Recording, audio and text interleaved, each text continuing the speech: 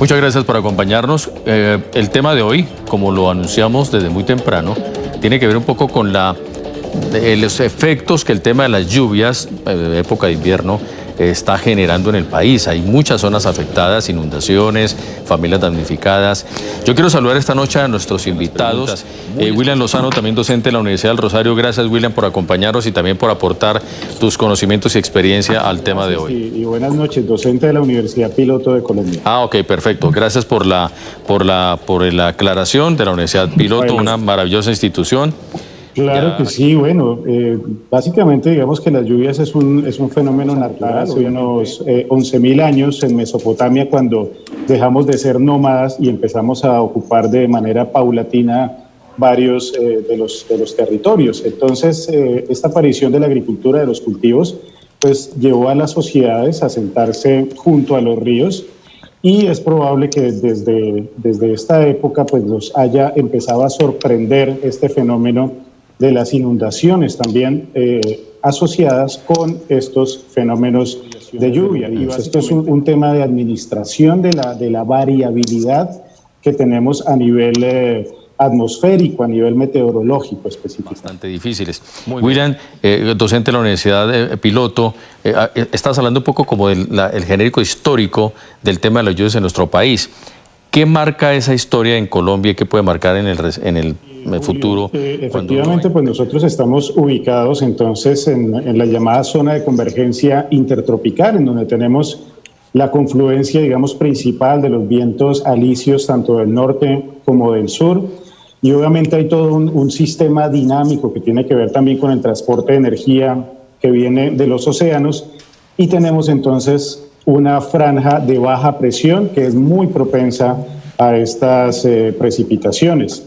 Yo diría que más que un problema, estar ubicado en esta zona es una bendición, y yo vuelvo a insistir en que es más un tema de administración de la variabilidad. Sabemos que vamos a tener a lo largo del año, y de hecho de cada tantos años vamos a tener unos eventos mucho más fuertes, tanto de sequías como de precipitaciones, y lo que tenemos que hacer es saber administrar esta variabilidad.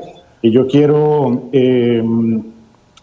volver a resaltar lo que decía el doctor Jaime acerca de que tenemos la costumbre de ubicarnos en los ríos. Claro, sí. Esto es un tema, digamos, que la gente no es la culpable, probablemente las mismas administraciones no tienen a veces forma de hacer estos controles también, así que tampoco es culpa entera de las administraciones.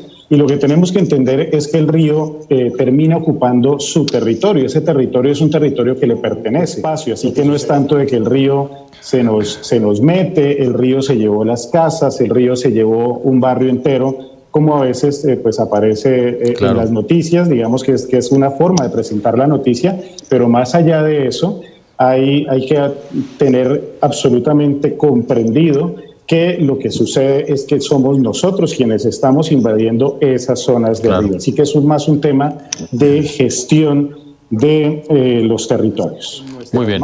Y eso dependerá de cómo gestionemos realmente los territorios. Y quiero llamar la atención sobre algo también que, además de lo que nos mencionaba el profesor Gonzalo, el doctor Jaime nos hablaba de algo muy importante que era la cultura y la educación, y nos decía que incluso debería hablársele de una vez a los niños desde las escuelas, poderles transmitir lo que sería la comprensión de las dinámicas del río, la comprensión de las dinámicas meteorológicas. Y lo que nos llamó mucho la atención es que el factor, digamos, que está más correlacionado desde el punto de vista estadístico con estas emergencias por inundación es el analfabetismo.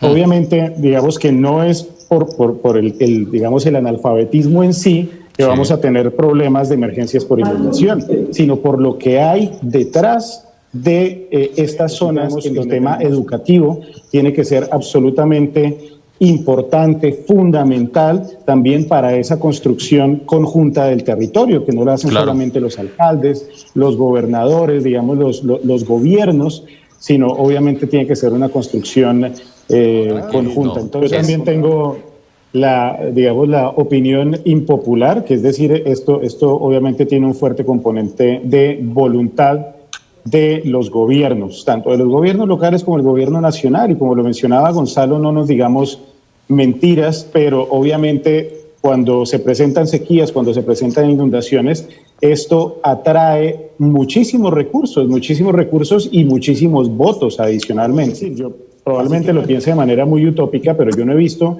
ningún proyecto, digamos, de vivienda, y podríamos estar hablando directamente de vivienda social en estas zonas que sufren por abastecimiento de agua, como lo pensaban los romanos, y estamos hablando de una cultura de hace 2000 años y más, en donde simplemente ellos estaban pensando en cómo prepararse precisamente para esas oscilaciones, para esa variabilidad, y poder tener agua entonces almacenada en época de lluvia y tenerla disponible en la sequía. Así que hay un fuerte componente allí, digamos, de voluntad política también.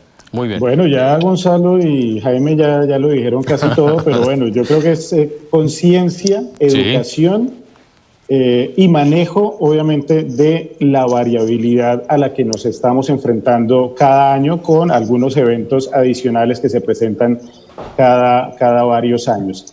Y digamos que esto es algo que tenemos que comprender, y encontramos muchísimos ejemplos, incluso hasta en la literatura. Vemos que el mismo Franz Kafka escribía acerca del comportamiento de los ríos, comparándolo un poco con el comportamiento, con la conducta humana.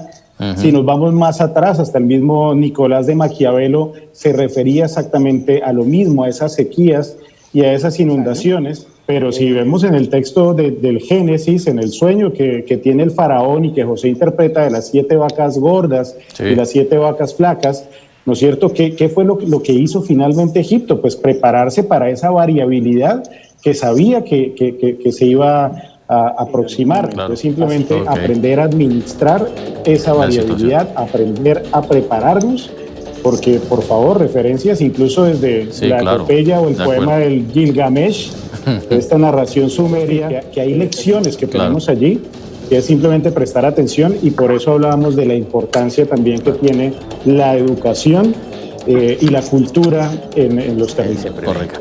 A ustedes muchas gracias. Mañana estaremos con otro tema de interés para ustedes. Solo les decimos que descansen.